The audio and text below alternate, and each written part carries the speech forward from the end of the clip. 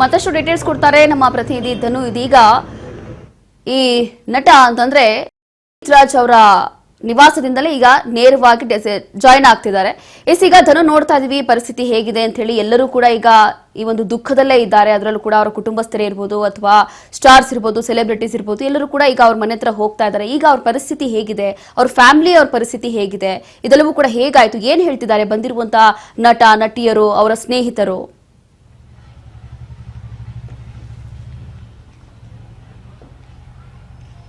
S Roshini, ಎಲ್ಲರಿಗೂ ಕೂಡ ಒಂದು ರೀತಿಯಾದಂತ ಶಾಕ್ ಆಗಿರ್ತಕ್ಕಂಥದ್ದು. ಯಾಕಂದ್ರೆ ನಿನ್ನೆ ಅವ್ರ ಜೊತೆ ಮಾತನಾಡಿದಂಥವ್ರು ಹಲವಾರು ಜನ ಕಲಾವಿದರು. ಯಾಕಂದ್ರೆ ಅವರ ಸೀರಿಯಲ್ ಕೂಡ ಈಗ ಕೃಷ್ಣ ರುಕ್ಕು ಕೂಡ ಸೀರಿಯಲ್ ನಡೀತಾ ಇತ್ತು.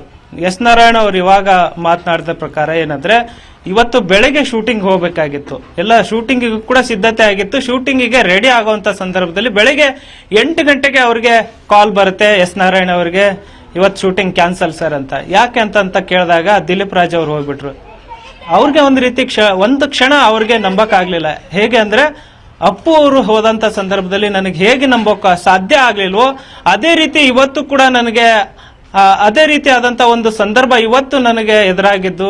ದಿಲೀಪ್ ಅವ್ರನ್ನ ಕಳ್ಕೊಂಡಿದ್ದೇವೆ ಅಂದಾಗ, ನಿನ್ನೆ ರಾತ್ರಿ ಮಾತಾಡಿದೇವಿ ನಾಳೆ ಶೂಟಿಂಗ್ ಮಾಡೋಣ ಅಂತ ಇಷ್ಟೆಲ್ಲ ಹೇಳಿದ ಮೇಲೂ ಕೂಡ ಇವತ್ತು ಶೂಟಿಂಗಿಗೆ ಹೋಗುವಂತ ಸಂದರ್ಭದಲ್ಲಿ ನನಗೆ ಈ ರೀತಿ ಆದಂತ ಸುದ್ದಿ ಬಂದಾಗ ನನಗೆ ತುಂಬಾನೇ ಶಾಕ್ ಆಯ್ತು ಅನ್ನೋ ಒಂದಿಷ್ಟು ಮಾತುಗಳನ್ನು ಹೇಳಿರ್ತಕ್ಕಂಥದ್ದು. ಜೊತೆಗೆ ಸಾಕಷ್ಟು ಕಲಾವಿದರು, ನನ್ನ ಒಂದು 50 ವರ್ಷದ ಸರ್ವಿಸ್ ನಲ್ಲೂ ಇಂಥ ಒಬ್ಬ ವ್ಯಕ್ತಿಯನ್ನ ನಾನು ನೋಡಿಲ್ಲ ಅನ್ನೋ ಒಂದಿಷ್ಟು ಹಿರಿಯ ಕಲಾವಿದರು ಕೂಡ ಅವರ ಬಗ್ಗೆ ಒಂದು ಅಭಿಪ್ರಾಯವನ್ನ ವ್ಯಕ್ತಪಡಿಸ್ತಾ ಇದ್ದಾರೆ. ದಿಲೀಪ್ ರಾಜ್ ಅವರು ಎಷ್ಟು ಅವರ ಒಡನಾಟ ಇತ್ತು, ಮತ್ತೆ ಎಲ್ಲಾ ಕಲಾವಿದರ ಜೊತೆಗೆ ಹೇಗೆ ಒಡನಾಟ ಹೊಂದಿದ್ರು, ಅದೆಲ್ಲವನ್ನು ಕೂಡ ಅವರ ಅಳಲನ್ನ ಇವತ್ತು ತೋಡ್ಕೋತಾ ಇದ್ದಾರೆ, ಕಣ್ಣೀರ್ ಹಾಕ್ತಾ ಇದ್ದಾರೆ. ಜೊತೆಗೆ ಹಿರಿಯ ಕಲಾವಿದರು, ಸ್ನೇಹಿತರು, ಆಪ್ತರು ಅವರ ಮನೆಗೆ ಬಂದು ಅವರ ಪಾರ್ಥಿವ ಶರೀರದ ಅಂತಿಮ ದರ್ಶನವನ್ನ ಪಡೆದುಕೊಳ್ತಾ ಇದ್ದಾರೆ.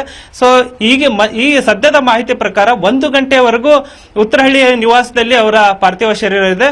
ತದನಂತರ ರಾಮನಗರಕ್ಕೆ ಶಿಫ್ಟ್ ಆಗುವಂತ ಸಾಧ್ಯತೆ ಇದೆ. 5 ಗಂಟೆಗೆ ಅವರ ಅಂತ್ಯಕ್ರಿಯೆ ನಡೆಯುತ್ತೆ, ಅವರ ಫಾರ್ಮ್ ಹೌಸ್ ನಲ್ಲಿ ನಡೆಯುತ್ತೆ ಅನ್ನೋ ಒಂದಿಷ್ಟು ಸದ್ಯದ ಮಾಹಿತಿ. ಜೊತೆಗೆ ಏನಂದ್ರೆ, ನಿನ್ನೆ ರಾತ್ರಿ ಅವರಿಗೆ ಚೆಸ್ಟ್ ಪೇನ್ ಕಾಣಿಸ್ಕೊಂತಂತೆ. ಆದಂತ ಸಂದರ್ಭದಲ್ಲೂ ವಾಚ್ ನಲ್ಲಿ ಅವರು ECG ಮತ್ತೆ ಒಂದಿಷ್ಟು ಏನ್ ಟೆಸ್ಟ್ ಗಳು ಇರ್ತವೆ ಅವನ್ನ ಒಂದಿಷ್ಟು ಚೆಕ್ ಮಾಡ್ಕೊಳ್ಳೋಕೆ ಪ್ರಯತ್ನ ಮಾಡಿದ್ರಂತೆ. ಹಾಗಾಗಿ ಇವತ್ತು ಬೆಳಗ್ಗೆ 9 ಗಂಟೆ ನಂತರ ಅವ್ರಿಗೆ ಪೂರ್ತಿ ಬಾಡಿ ಚೆಕ್ಅಪ್ ಗಾಗಿ ಅಪಾಯಿಂಟ್ಮೆಂಟ್ ಕೂಡ ತೆಗೆದುಕೊಂಡಿದ್ರು.